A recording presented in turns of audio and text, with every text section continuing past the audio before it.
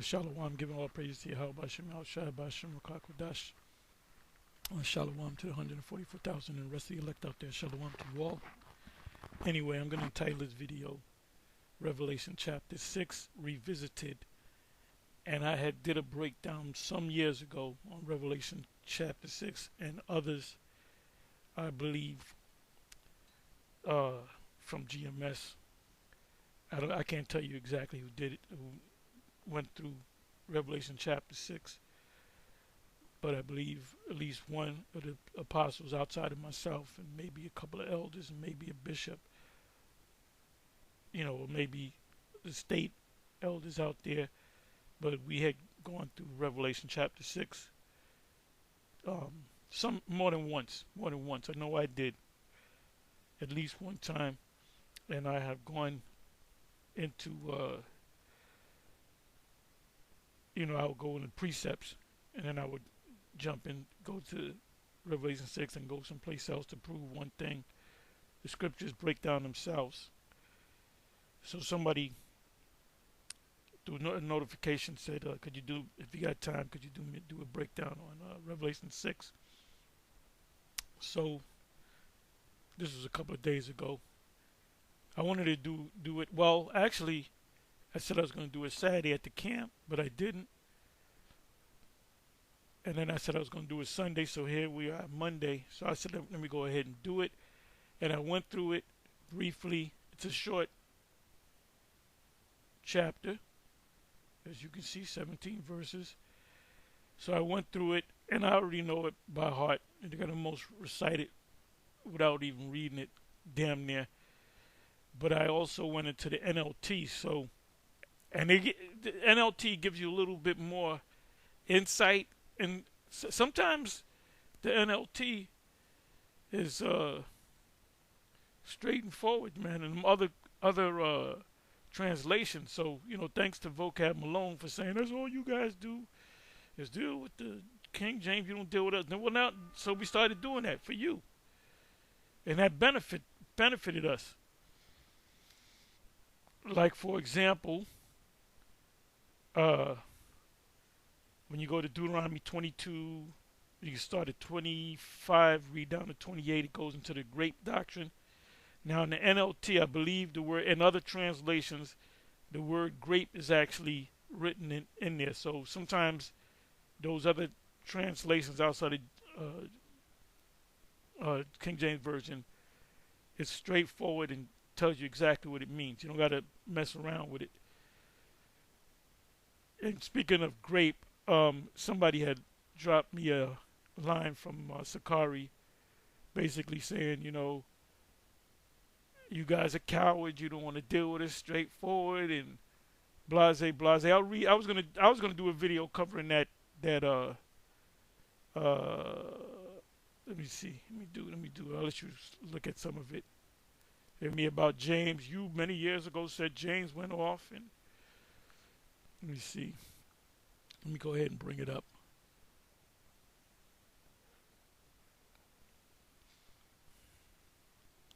Here he is right here. I don't know who he is, but he had put up this site, Azaria, back a couple of months ago, 2 months ago. So it says, read part of it. Apostle was so sad that you guys are dealing with everything except the main point. The main point is the Bible. You have to find something, anything that you can call at, or find anything that can stick to discredit.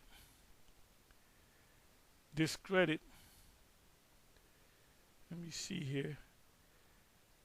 What Deacon, I guess he's talking about Deacon Hakar, has said. Deacon Hakar said a lot of things. Deacon Hakar said he did a breakdown on Second Ezra's chapter 11 and Second Ezra's chapter 12, and part of the breakdown, this was years ago. He said part of the breakdown is talking about the Byzantine Empire. I don't know all the details. That was years ago, so video's not even up anymore. And I asked him a question, and I believe I asked him if that's the Byzantine Empire. I said, what does Second Ezra 12 and 28, what does that mean? And the guy never got back with me. And I asked him about 20 times. But, you know, I did videos. I did videos on it. I went into his, you know, his page, putting it. I said, could you please tell me what this, if the Byzantine Empire is mentioned, spoken about in Second Ezra 11, Second Ezra 12. I just pull out a random verse. I said, what does Second Ezra 12 verse 28 mean? What is that talking about? How does that relate to the Byzantine Empire? I could have brought out a bunch of different verses. Never got to me. You know, I put videos up with his name in it. Never got back to me. So, and that's what you guys are accusing us of, you know? Yeah, I did a video recently with let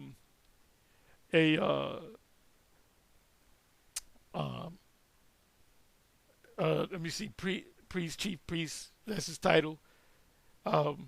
Alazar. He made it. He had it was like a debate going with somebody, some Christian, and what came up was Paul's writings, and Alazar said, well, we don't take Paul's writings as being authoritative, meaning Paul's writings is just his writings. That has nothing to do with the Most High. There's no message. He said all that in a few words. So we did the video on it because I was appalled that he would make a statement. Now, I can understand. You can say, well, Paul went off on this and he was a little off on that. And Peter went off. Paul had to correct him. But you said everything that, when you made that statement, everything that Paul wrote, anything that's written about an act concerning Paul, Romans, 1 Corinthians, 2 Corinthians, Philippians, the Apostle Paul's, you know, epistles is pretty much, what is it, 80%? If you want to go percentage-wise, about 80% of the New Testament is Paul's writings. 70, it's 68. Okay, 70%, whatever. If you took out all of Paul's writings, you know, and you left in the rest of the New Testament, that would be a small book. What is it? They got the 4 Gospels, which is 4 books. You got James. You got Jude, which is 1 chapter. You got 1 Peter, 2 Peter. And Peter, by the way, praised the Apostle Paul a couple of times. It says, stand on your square face to face, like Ezekiel, and make your forehead hard against his, and talk with him man to man. Never talk to me man to man. When I asked him a question, I put videos up, he ignored me. We can go to the grape doctrine. The grape, Eleazar, chief high priest, whatever, Eleazar came down to the camp, and, you know, we were just going back. The video's out there. The video's out there if you look for it. I believe he put GMS, Sakari meets GMS. It's still out there. And because he accused me of having sexual relations with my niece, because I made a statement. You know how you look at your niece and she's kind of first of all, I never had no thoughts of getting with my niece. So he said that, yeah, Tahar, he got to think for his niece. I just use that as an example, you know. And also the grape thing. The grape thing was big, and he came down, and I presented both of those arguments in his face about the grape thing and about the niece thing, saying I proved in the scriptures that if you have a niece, you can deal with your niece. That's not breaking the law. He said that's against the law. Go to the law. It's not in there. I'm not telling y'all to go out and get your nieces. I'm not saying that.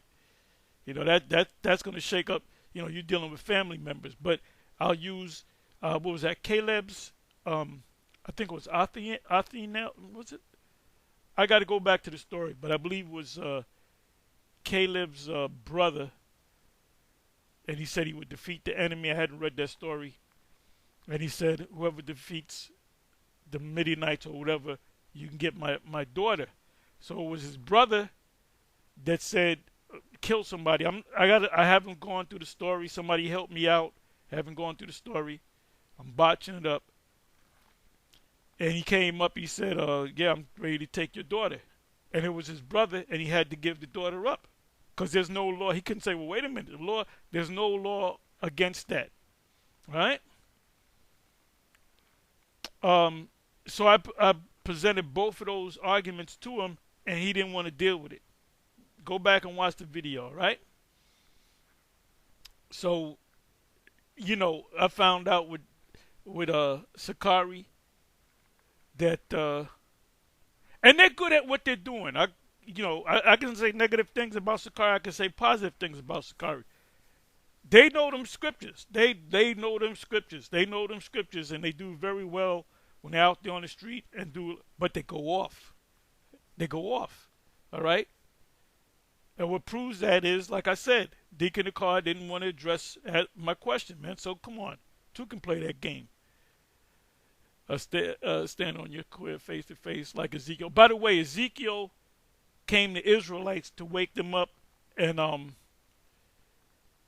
the potential elect. All right, this is not a game of, well, I got you on this and I got you on that. If you're going off on the scriptures, it's up to you, me, you to correct that guy.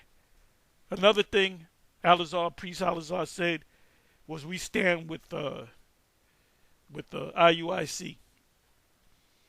Well, if you stand with IUIC, when are you going to rebuke the IUIC? They teaching that hell is an actual place. Do you teach that? And I'm gonna ask you, Hakar, you can talk about this. And we're going to be watching all your videos now. See? We're going to be watching all your videos, all right? Wherever you go off on, we're going to do videos on it, okay? So we're going to give IUIC a break. But at the same time, y'all have an opportunity to watch all our videos. If we go off, you get on us. And if you're correct and you said, Tahar, you taught this, you were going off, I proved it, you know what I got to do? I got to say you're right. I was corrected. This is the stance, and the members of Sakari corrected me. But guess what? When we correct you, you got to be man enough to accept it. You lost that. Well, we didn't even have a debate on the grape doctrine. But you didn't want to deal with the debate on the grape doctrine. Even when Polite came up, Polite even went into the Hebrew, and he said, if you look these words up, it means this, that, and the other. And then you said, well, it also means something else. What's something else? Explain to something else. So you know what? This is healthy to us. This is healthy to us. We don't get mad. This is a healthy thing. What is it saying? Iron still sharpens steel or whatever. If you going off, it's our duty to correct you. If we're going off, it's your duty to correct us. As you read this here, the brother, whoever the individual is, he said that you said that James went off. Right? It's right here. It's apostle. You stated that James went off, but you don't want to address what the deacon said. Did Paul go off as well? That's not what I never brought up the thing about Paul going off.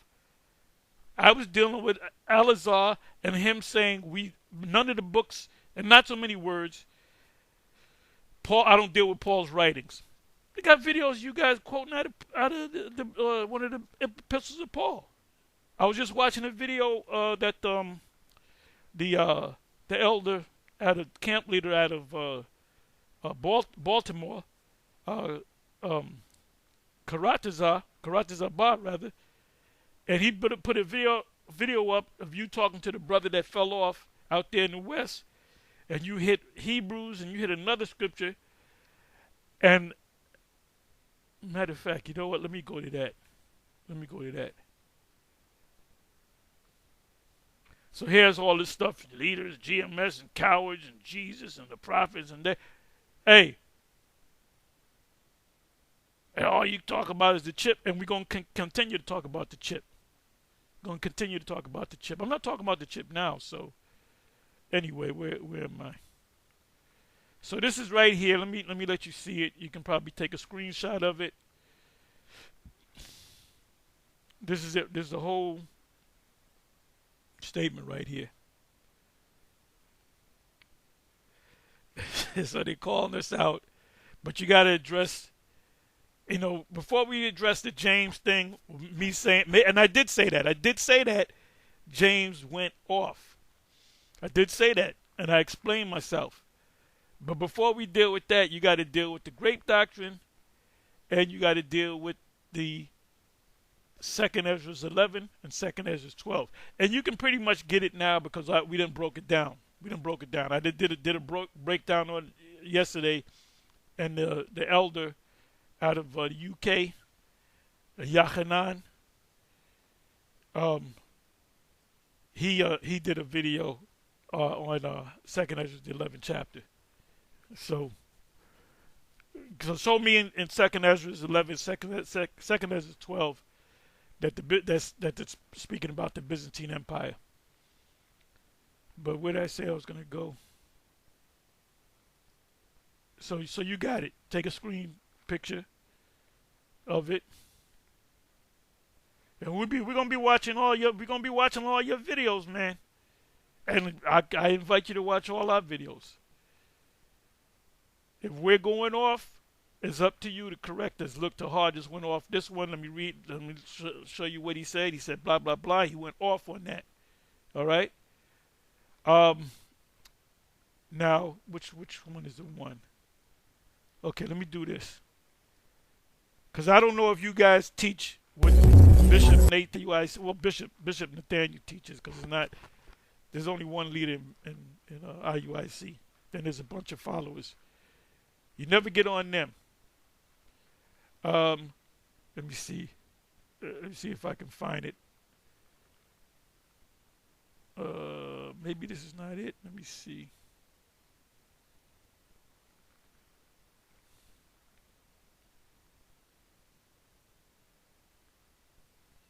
This may not be it. Bear with me for a minute.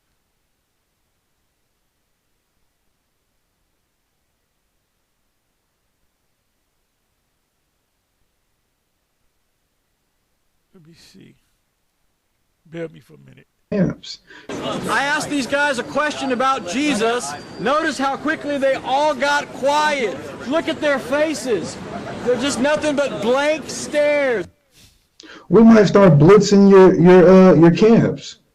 We might have to start blitzing your camps. These men are like deers caught in a. And you go, and you that's good. You open to blitz us, because we're gonna blitz you right back. We're gonna watch every video that you guys go do if you're going off. Let me do this. I'm sorry.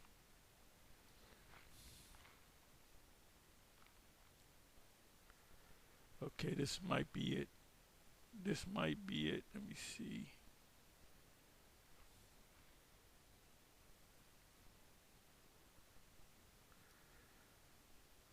Oh boy.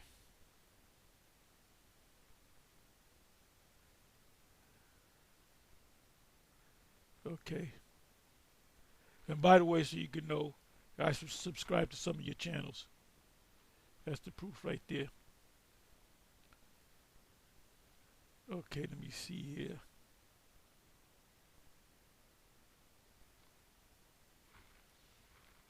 Okay, let me try this one. Thy name and fear thee. Maybe this is not it either. I might just have to explain it.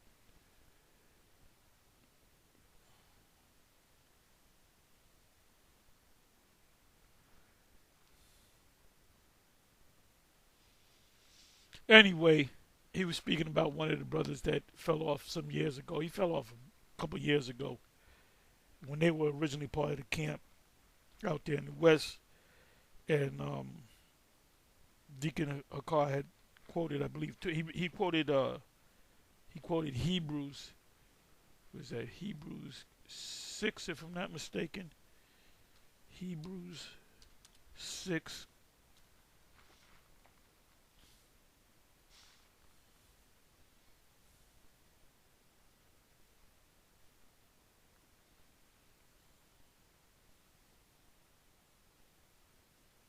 Okay, I want to go right to the point.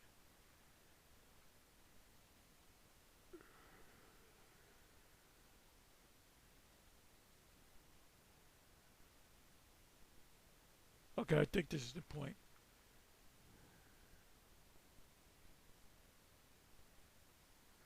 All right, for it is impossible for those who were once enlightened and have tasted of the heavenly gift. I believe he quoted this very scripture, and were made partakers of the Holy Spirit, and have tasted the good word of the Most High, and the powers of the world to come, which is the kingdom, if they shall fall away, to renew them again unto repentance, seeing that they crucified to themselves the Son of Man.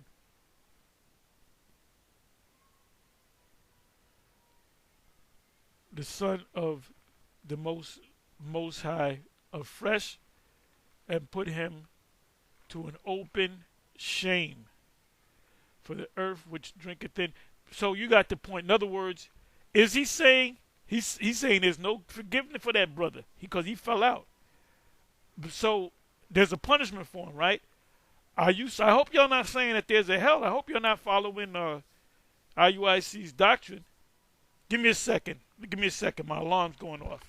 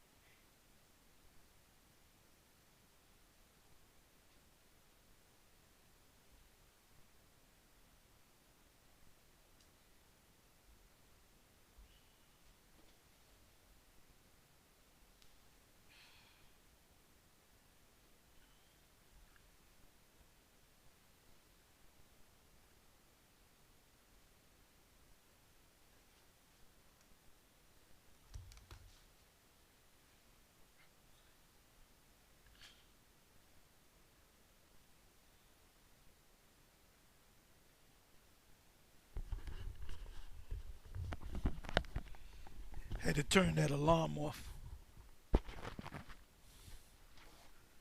So, my question is, this guy that fell off, he gonna be punished? Is he gonna burn in hell forever? Do you guys teach the hell doctrine? Anyway, let me go back. To Revelation chapter 6. And I'll pretty much breeze through it. 6:1, and I saw when the Lamb opened one of the seals, and I heard as it were the noise of thunder, one of the four beasts saying, "Come and see." And I saw, and behold, a white horse, and he that sat on him had a bow, and a crown was given unto him, and he went forth conquering and to conquer. That's talking about Yahweh Shai. From what I understand, the Sakari teaches that, I don't know about the other camps, IUCPK and IUIC and other camps, but I do know, and I saw the video, this is maybe a couple years ago, that Sakari teaches that that's talking about the white man, Esau. Now, the first precept that should come to mind, and there's a couple of precepts, but the first precept that should come to mind is Revelation 19, starting from the 10th verse on down, where it also says he's going to come on a white. Let me do that. Let me open up another. Let me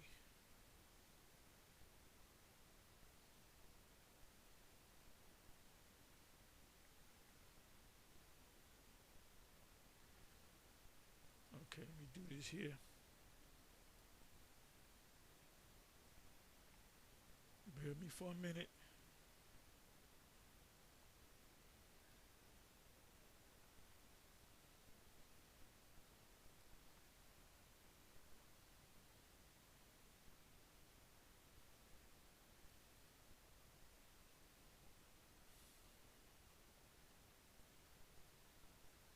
I'm sorry, I went to the wrong.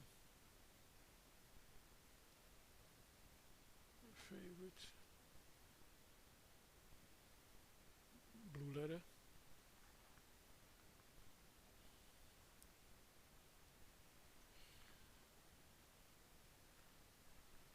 Revelation 19.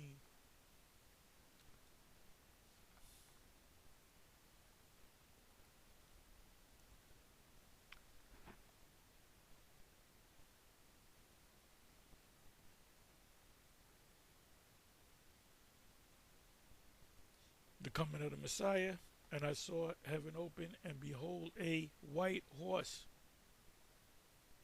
And he that sat upon him was called Faithful and True, and in righteousness he doeth judge and make war. His eyes were as a flame. So we know that it's talking about Yahweh Shai. And I saw, and behold, a white horse.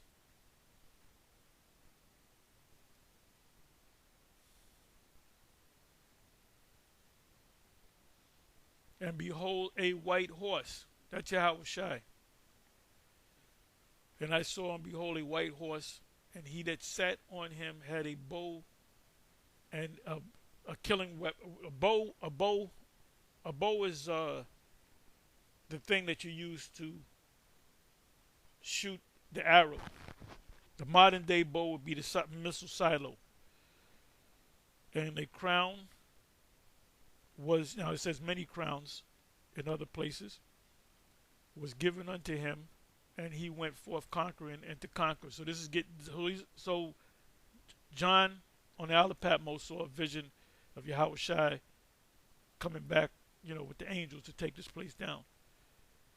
The second seal, or war. And when he had opened the second seal, I heard the second beast say, "Come and see." And there went out another horse that was red.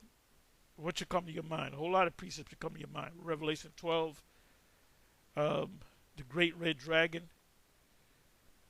That's the first precept that came to mind, Revelation 12. So this is Esau. Why is he red? Why is the dragon red? Why is the beast red? Why is the horse red? Because Esau is red. And there went out another horse that was red, and power was given to him that sat thereon to take peace from the earth, made the world a wilderness, Isaiah 14, and that they should kill one another through their civil wars, revolutionary wars, Spanish-American War, French-American War, Revolutionary War, Civil War. They're talking about now having another civil war. And there was given unto him a great sword. That sword was what? The blessing that Isaac gave Esau. He said, "You going do you not have one blessing?" He said, "Yeah, your blessing is this. You can get blessed, but you got to kill people to get your blessings. You got to force them." And the word "blessed," by the way, means to bow down to you. Floyd Mayweather's not blessed. Floyd Mayweather's rich, but he's not blessed. Ain't nobody bowing down to him, kissing his hand or his ring. The Pope is blessed. The Rothschilds are blessed. Because Jacob be a multi-billionaire and still hate Esau because they don't let him into any of his clubs. Why you gotta prove yourself to this devil, man? Do your own fucking thing. Let them fucking follow you. The nigga get a lot of money. You wanna play golf with these crackers, man? Just fucking paint yourself white. Oh, speaking of that, for these fucking Hamites, which a lot of them is Jake. Let me see. Now check this out. This is a fact. This is a white woman wins African beauty pageant. And this is, let me see, I'm sorry. Let me do this. I'm a little all over the place. So you got to get back to your roots. You got to be like the Africans. No, the Africans got their heads stuck up Esau's ass. I want to get the country.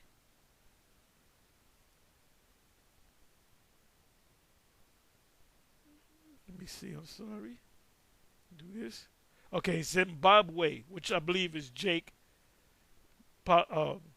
Bishop Nathaniel could correct me. He's all throughout Africa. Zimbabwe is a country in Africa, I used to think. Anyway, let me do this.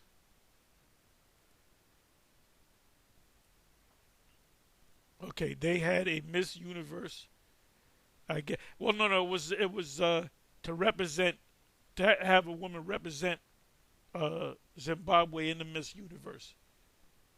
She'd be considered Miss Africa or Miss Zimbabwe or whatever.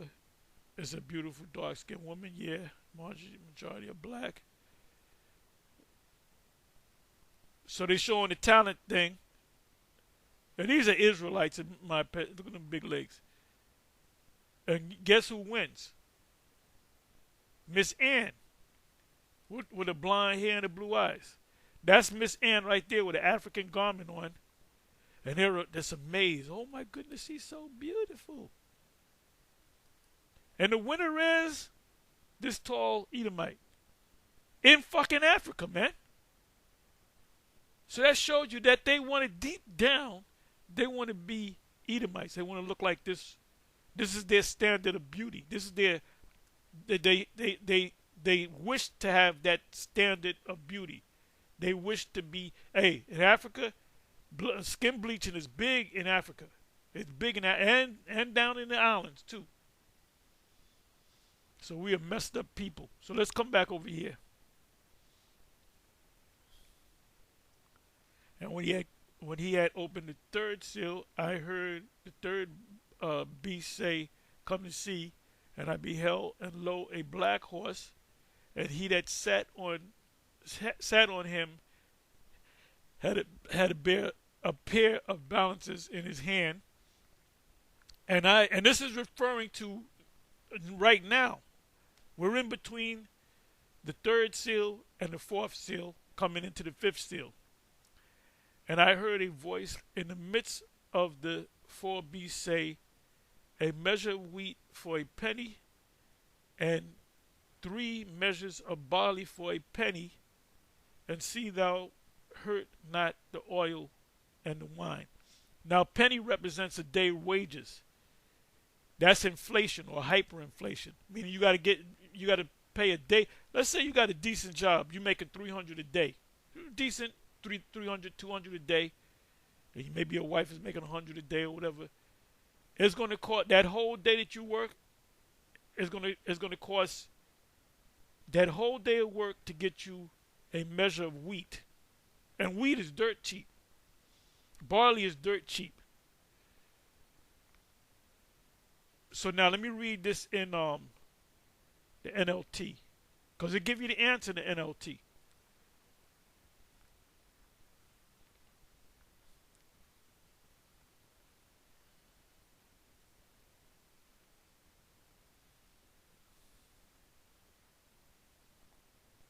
Let me see something. Wait a minute. What the hell am I? Oh, I'm sorry. I'm in the wrong scripture. Not really. Let me do this. Come back here. Let me go. Okay, that's what happened.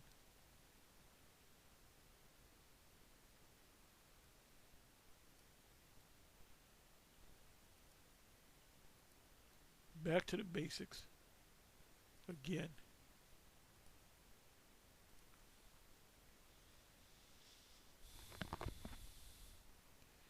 And I heard a voice from among the 4 living beings say, "A loaf of wheat bread or 3 loaves of barley will cost a day's pay." So that's what it means by a penny, a day's pay. When you go further and you read this Christian scholars, they'll say A penny represented with a Roman soldier would make in a day. You can compare it to your police. Depending on where you become a police officer, you know, you got the cities and then you got the outer, the suburbs and stuff, the nice areas. You know, the police make a lot more than inside of the cities. And they're dealing with less crime, so they might make $500 a day. So it's going to get so bad that it may cost you $500 to get a loaf of bread. We're not in that yet. We're coming into that time. We're coming into that time. You're going to have inflation, hyperinflation, then you're going to have deflation, which prices are going to go up so high, then they're going to have to go back down low because nobody's buying anything. See, all the rents are going up so high that people are actually becoming home. They've been living on the earth, living in houses or apartments for years, and they still got a job. The wife got a job, the kid got jobs or whatever, and they got to move out the damn house. So when enough people are out in the street, homeless, those landlords, they're not making any money. So they got to drop the prices. So that's hyperinflation, inflation, and deflation. And let me see something. Barley will cost a day's pay. And don't waste the oil, the olive oil, and the wine. Now that's twofold. Olive oil and wine is stuff that you eat with your bread, but the olive and the wine represents the truth. You know, the 10 virgins, 5 are wise and 5 are foolish. And the wine makes references to this truth. So, in other words, in this situation, the truth is not going to die. So let me come on back to King James. The fourth seal, death. And this right here is, you know, you also go to 2nd Ezra chapter 15 and 16. Time of Jacob's trouble.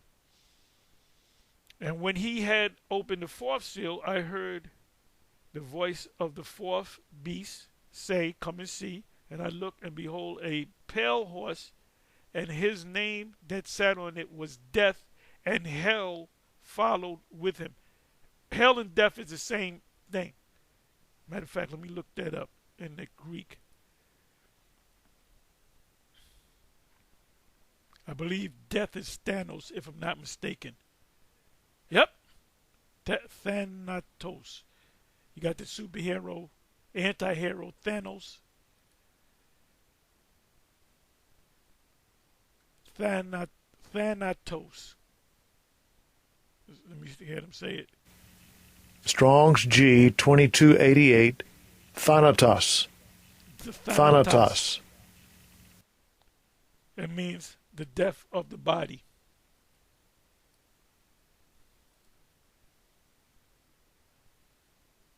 So now it says, and hell.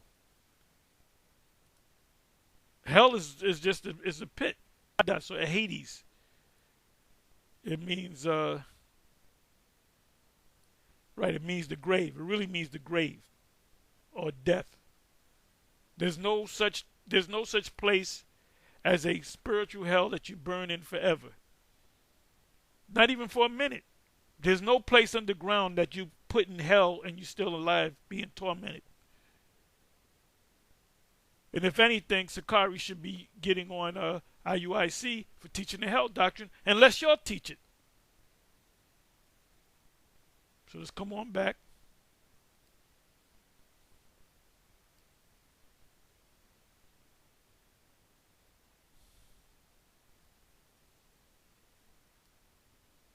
Okay, so the name said on it was him, was death, and hell followed with him, and power was given unto them over the fourth part of the earth. Now the fourth part of the earth, which we knew is talking about over here the Western Hemisphere, which you got Canada, America, Central America, and South America. That's the fourth part of the earth. We knew that. But recently, and I'm going to give credit to Sakari, they were the ones that found a book and a map that was written, I forget the guy's name, Kabar knows his name by heart, that he wrote, I believe it was the 1500s. I'm not going to go all into it right now, but I went into it some time ago, where he called the West, the Western Hemisphere, he called it I believe he called it the fourth part of the world. As a matter of fact, you know what? Let me do this. So credit goes to Sakari. See, we ain't always talking bad about y'all. Only when y'all go off.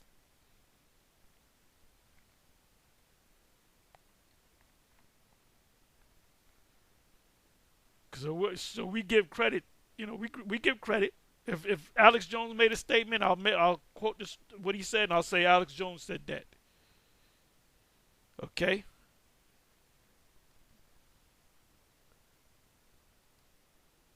The fourth part of the world. There we go. The fourth part of the world.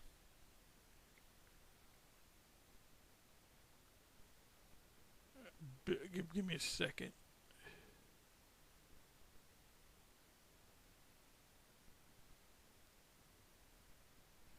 Okay. And so when Toby Lester heard about the map, he set out on a journey to tell the story of how the map was created and eventually came to the Library of Congress. Oh, if you go to the Library of Congress, when they go into the history of mankind, it only goes back about 5,000 plus years, which confirms that the scriptures is right. Billion years old or 100 million years old. When Adam was on the scene going on 7,000 years. So it says, Library of Congress, the result is the fourth part of the world, the race to the ends of the earth. Isn't that mentioned in the scriptures? To the ends of the earth. It's in Acts, also in the Old Testament, to the ends of the earth. On the epic story of the map that gave America its name. So America, or the Americas, is known as the fourth part of the world. World meaning, Gia, which is earth, or Oikomeni, which is the inhabited earth. So Sakari gets credit for that.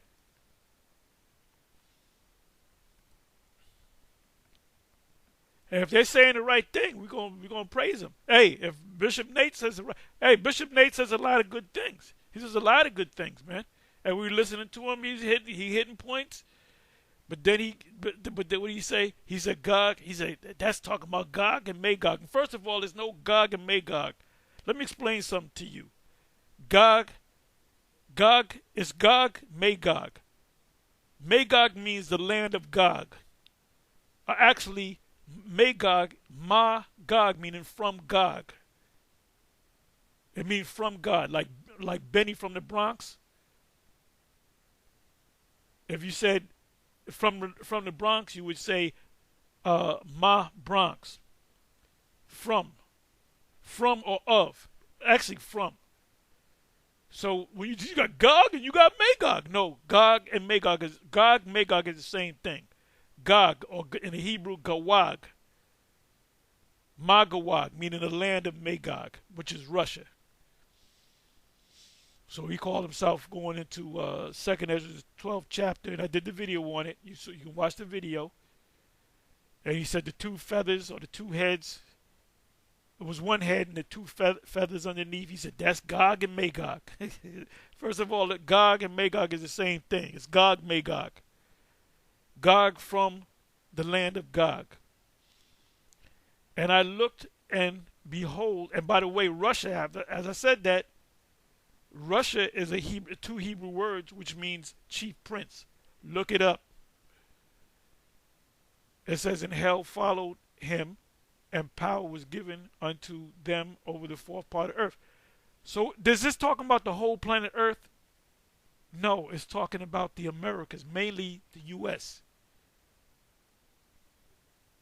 So you should immediately think about 2nd Ezra 15 and 2nd Ezra 16, because all hell is going to come to this place over the fourth part of the earth to kill with the sword and with hunger, famine, and with death. People are going to die of sicknesses, and with the beasts of the earth. So we're coming to this time. The fifth seal. And when he had opened the fifth seal, I saw under the altar the souls of them that were slain for the word of the Most High. Go back to the Apostle Paul, Peter, the apostles, the martyrs, and for the testimony which they held. What's the testimony? The whole book. The Apostle Paul in his letters were making testimonies. The epistles were testimonies, which are part of the scriptures. Anything that the Apostle Paul said, now sometimes he gave his opinion on things, meaning you can, 1 Corinthians chapter 7, it says you can choose to be married, or it's better that you not be married. So some of them said, well, I'm burning, so I got to get married. Others don't. I don't have to. I can be like you, Paul. So that was an opinion, meaning you had an option. Everything that the Apostle Paul said in the scriptures become the scriptures. So everything that the Apostle Paul said, all the letters, the epistles are authoritative. Alazar said they're not authoritative. Deacon Akar said, well, some of them are and some of them ain't. What is it? How can two walk together except they be agreed? Let there be no schisms among you. 1 Corinthians 1 verse 11. That's a schism. You got a group, and when you have them unity camps, that's a schism right there. You got like a Wi-Fi. They teach that the MOTB is not the MOTB is not the C-hip. Y'all teach that the MOTB is a C-hip, and y'all got the information from us, GMS. Now you can say, well, no, we knew it. Okay, good. Okay, I'll say, tell me that you had it before you met us, and I'll say I'm sorry. So we almost finished. And they cried with a loud voice, saying, how long, O Lord? All the spirits that go up in the spiritual world are tied in the truth. As soon as they go up to the Most High, they complain, Lord, when you going to take these devils out? Holy and true, doeth thou not judge and avenge our blood? Whose blood? Israelites' blood, starting with the elect, on them that dwell on the earth, which is Esau. And white robes were given unto every one of them. And what comes to your mind, what should come to mind, Revelation 7 verse 9. And it was said unto them that they should rest for a little season until their fellow servants also and their brethren that should be killed as they were should be fulfilled. So all of us was killed, and we came back, killed and came back, went into slavery, dealt with the curses, didn't know the name of Yahweh B'Shem Yahushai.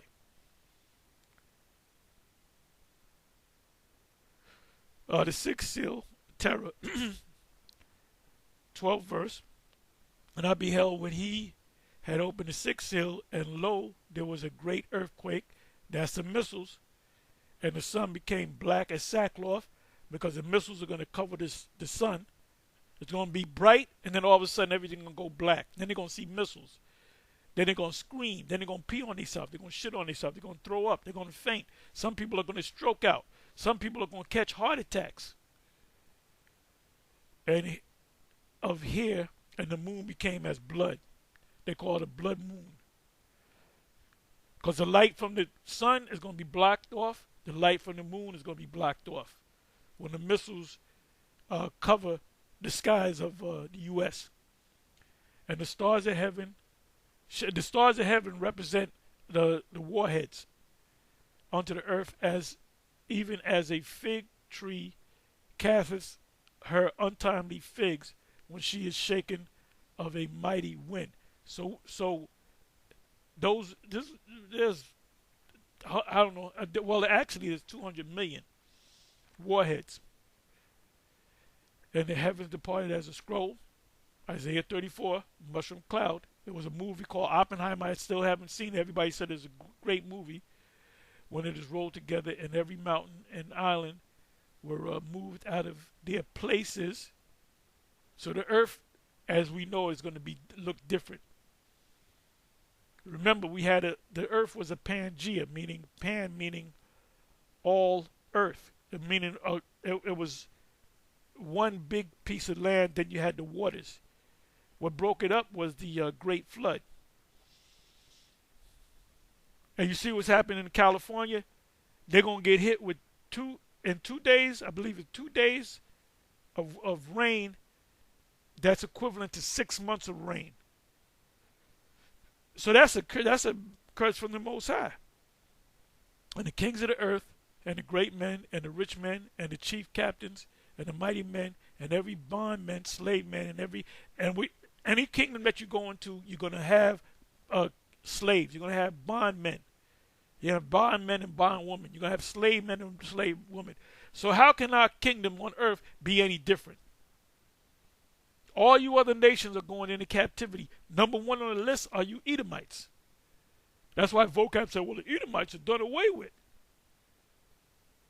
Tell me when the Herodians was spoken about after 7 AD. They won the battle. They pushed out the Israelites. They didn't die off. They pushed out the Israelites. That's when the history stopped. Our history, because we were pushed out of the land. The last records that were written was written by Josephus. So that's why we don't know what happened to the Edomites. Because we didn't have the records. We were pushed out from the Edomites, man. And every free man hid himself in the dens and in the rocks of the mountains. And said, and the dens and the rocks and the mountains were talking about these all these rich people are getting these bunkers now. But all that's going, if you're in America, the missiles, them warheads they're gonna break right through that and destroy you. That's gonna be your tomb. That's gonna be your burial place. And said to the mountains and rocks, fall on us and hide us from the face of him that sitteth on the throne, Daniel chapter 7 verse 9 on down, and from the wrath of the Lamb, Yahushai, for the great day of his wrath is come, and who shall be able to stand? Nobody. There's not going to be one survivor in this place of Babylon the Great, or the daughter of Babylon. Anyway, with that, I'm going to say shalom on to the next one.